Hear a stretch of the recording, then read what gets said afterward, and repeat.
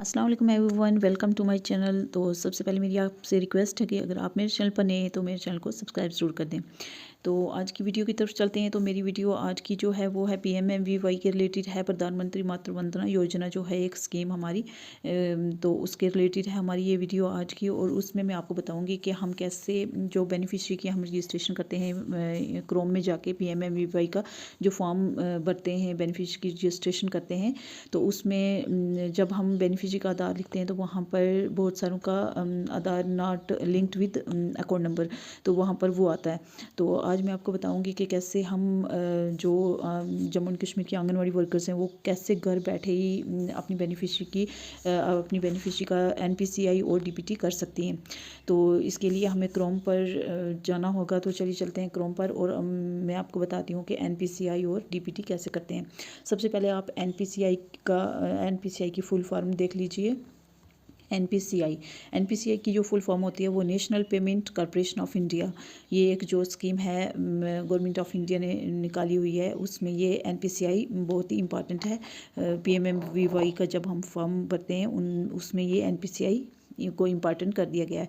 और उसके बाद जो है DPT का मतलब होता है डायरेक्ट बेनिफिट ट्रांसफ़र्स, जो हम बैंक में जाकर करवाते थे अपनी बेनिफिशरीज का, जिसका भी हम रजिस्ट्रेशन करते थे PMMVY के लिए। तो उसको हम मतलब NPCI के लिए बैंक में भेजते थे। लेकिन बहुत सारी प्रॉब्लम्स की वजह से बेनिफिशरी बैंक में जाने से कासर थी, वो नहीं जा सकती थी बैंक में। उनको बैंक में पहुंचाना बहुत बार मुश्किल हो जाता था। और जो हमारे डिपार्टमेंट से जो हाई अथॉरिटी से जो ऑर्डर थे वो मार्च में मतलब ये NPCI कंप्लीट करनी होती है। तो इस पर तो हम वर्कर्स पर काफ़ी प्रेशर होता है डिपार्टमेंट का। तो इसलिए अब ये हमारे यहाँ पर क्रोम पर ही दे दिया गया है कि आंगनवाड़ी वर्कर जो होती है जिसने ये फॉर्म अप्लाई किया है, जिसने अपनी बेनिफिशरी की रजिस्ट्रेशन किया है, वो घर बैठे ही अपनी बेनिफिशरी की अगर उसका आधार सीडिंग नहीं हुआ है तो उसका आधार सीडिंग कर सकते हैं। तो चलिए मैं ये आपको आज बताने जा रही हूँ कि कैसे हम NPCI और DBT कर सकते हैं। DBT तो चलिए चलते हैं मोबाइल की स्क्रीन पर। जैसे कि आप देख रहे हैं यहाँ पर मैं क्रोम पर चलती हूँ। ये है मेरा क्रोम, इसको मैं ओपन करती हूँ। यहाँ पर एक साइट है, उसका लिंक हमें यहाँ पर लिखना है। जैसे कि मैं लिख रही हूँ www.NPCI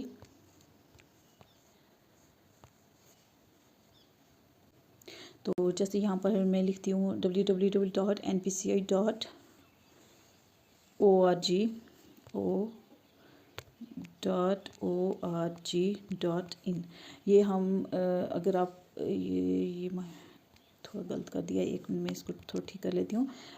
www.npci.org.in है। तो ये यहाँ पर हम लिख सकते हैं। अगर आपके पास मोबाइल फ़ोन है तो आप उस पर भी कर सकते हैं, अगर आपके पास लैपटॉप है तो आप उसमें भी कर सकते हैं। आसानी से आप किसी भी मोबाइल पर कर सकते हैं। तो जैसे कि यहाँ पर मैंने ये लिख दिया है, इस पर मैं क्लिक करती हूँ। जैसे मैं इस पर क्लिक करूँगी तो यहाँ पर इस तरह से पेज आ जाएगा। नेट स्लो होने की वजह से ये थोड़ा टाइम लेगा। तो हम घर बैठे बेनिफिशरीज़ की NPCI और DBT कर सकते हैं।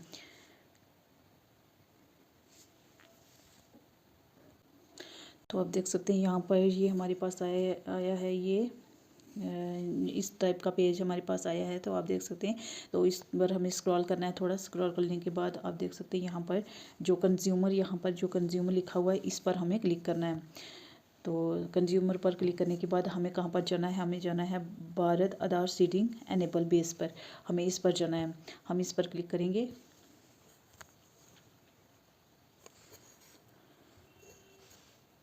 जैसे ही हम इस पर क्लिक करने के बाद हमारे पास कुछ इस टाइप का, जैसे कि आप देख सकते हैं यहाँ पर स्क्रीन पर ये इस टाइप का कुछ पेज आ जाएगा लिखा हुआ। तो जिस पर हमें सबसे पहले जो लिखा हुआ है, अगर हमने आधार सीडिंग करना है, अगर आपकी बेनिफिशरी की आधार सीडिंग नहीं हुई है तो यहाँ से आप उसका आधार सीडिंग इस पर क्लिक करेंगे। तो अगर आप उसके अकाउंट के बारे में जानना चाहते हैं तो आप आधार अकाउंट डिटेल पर जाएंगे। अकाउंट डिटेल के बाद जो तीसरा ऑप्शन यहाँ पर दिया गया है आधार मैप्ड स्टेटस। अगर आपकी बेनिफिशरी कहती है कि आपकी आधार मैप हो चुका है तो उसका स्टेटस आप यहाँ से जान सकते हैं। तो उसके बाद अगर आप उनकी हिस्ट्री जानना चाहते हैं कि उनने कब और किस टाइम कौन सी डेट को आधार मैपिंग करवाई है, तो यहाँ से आप आधार मैपिंग हिस्ट्री में जाएंगे। तो हमें आधार सीडिंग पर जाना है। जैसे कि मैं आधार सीडिंग पर क्लिक कर रही हूँ। यहाँ पर आधार सीडिंग पर आने के बाद यहाँ पर हमें रिक्वेस्ट फॉर आधार सीडिंग और डी सीडिंग, यहाँ पर हमें रिक्वेस्ट आ जाएगी आधार सीडिंग। यहाँ पर हमें अपना आधार नंबर, यहाँ पर जैसे कि आप देख सकते हैं आधार नंबर एंटर, आधार नंबर लिखना है यहाँ पर। जैसे कि मैं यहाँ पर अपना आधार नंबर लिख रही हूँ।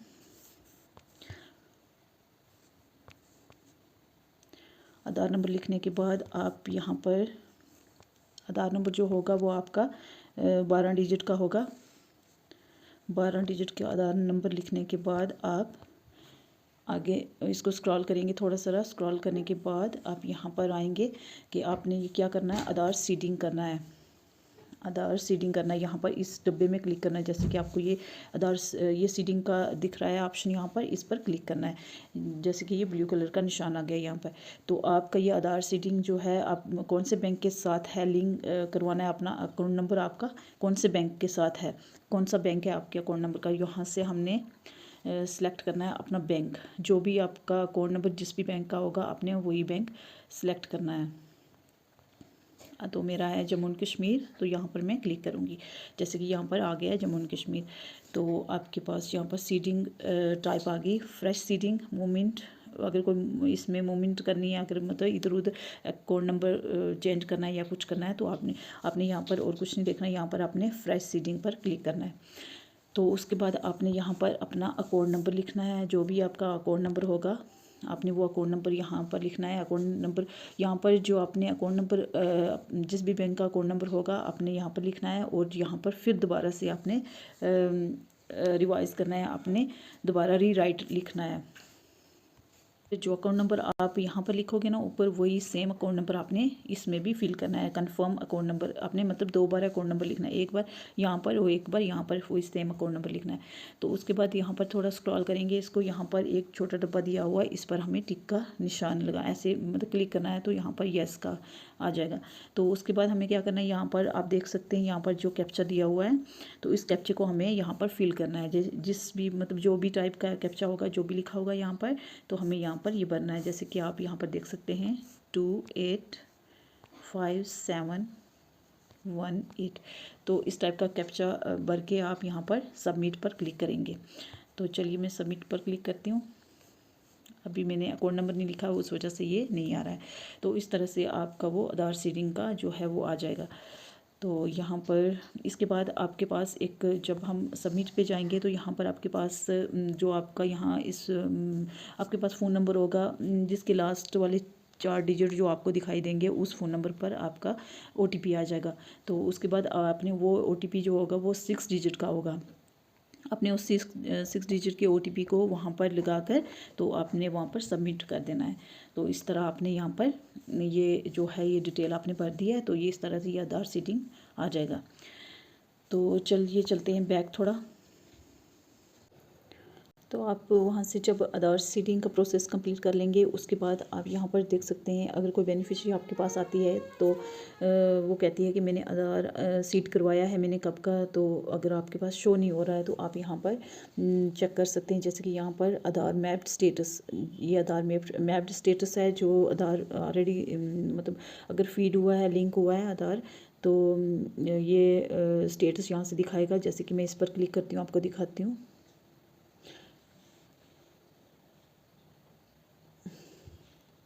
सॉरी, मैं उस पर हिस्ट्री पर चली गई थी। यहाँ पर आधार मैप स्टेटस जो तीसरे नंबर पे है, इस पर क्लिक करते हैं। इस पर क्लिक करने के बाद आप देख सकते हैं यहाँ पर ये इस तरह का पेज आएगा। इसमें अगर वो क्लेम करती है कि उसने आधार सीड करवाया है, आधार लिंक करवाया है अपने अकाउंट नंबर के साथ, तो आप यहाँ पर सबसे पहले उसका आधार नंबर डालेंगे। जब आधार नंबर डालेंगे तो वहीं से आपको उसका स्टेटस चेक हो जाएगा कि वो उसका आधार नंबर कब और कौन सी डेट को और कहाँ से, कौन से बैंक से हुआ है। तो यहाँ पर आधार नंबर डालने के बाद आप यहाँ पर ये कैप्चा भरेंगे। जो कैप्चा है यहाँ पर सेम वैसे ही भरना है आपने, जैसे कि मैं भर रही हूँ 5240905। तो इसको यहाँ चेक स्टेटस पर क्लिक करते हैं।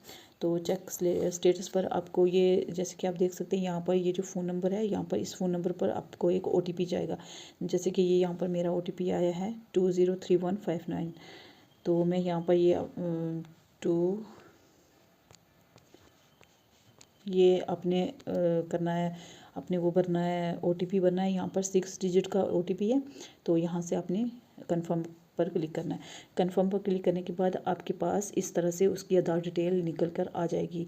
यहाँ पर आधार मैप्ड स्टेटस, यहाँ पर उसका आधार नंबर आ जाएगा। मैपिंग स्टेटस, ये मतलब यहाँ पर एनेबल फॉर DPT ये एनेबल है, तो ये कौन से बैंक से है वो भी यहाँ पर दिखा देगा। तो लास्ट अपडेटेड डेट जो है वो भी यहाँ पर शो हो रही है। मैंडेट फ्लैग यस किया है, मैंडेट डेट भी यहाँ पर देख सकते हैं आप। तो ओल्ड OD फ्लैग नो का है, तो ये भी नो का। ये इस तरह से आप उसका स्टेटस चेक कर सकते हैं। सबसे मेन यहाँ पर हमें यही है कि यहाँ पर इसका जो आधार मैप हुआ है वो अपने आधार नंबर लिखकर और कैप्चा भर कर आपने उस पर क्लिक करना है चेक स्टेटस पर। तो वहाँ पर आपको ये बैंक का नाम ऑलरेडी शो हो जाएगा और लास्ट डेट अपडेटेड और ये कब अपडेट हुआ था, ये 2 चीज़ें जो हमें मेन है ये दिख जाएंगी अगर उसका ऑलरेडी मैप हुआ है। तो अगर नहीं मैप हुआ है तो फिर आप उसको दोबारा से अपनी आईडी में अपनी इसी लिंक पर जाकर आपने क्लिक करना है, उसका आधार नंबर और फ़ोन नंबर लेके तो अपना उसका NPCI और DPT करना है यहीं से। तो ये थी छोटी सी जानकारी। उम्मीद करती हूँ कि आपको थोड़ी अच्छी लगी होगी, आपको आपके लिए काफ़ी हेल्पफुल रही होगी। तो मेरी वीडियोस को अगर आपके लिए इंफॉर्मेटिव वीडियोस हैं, अगर आपको मेरी वीडियो हेल्पफुल लगती हैं तो आप मेरे चैनल को सब्सक्राइब ज़रूर किया करें और वीडियो को लाइक भी किया करें। तो चलिए मिलते हैं किसी नेक्स्ट वीडियो में, तब तक के लिए टेक केयर, बाय बाय।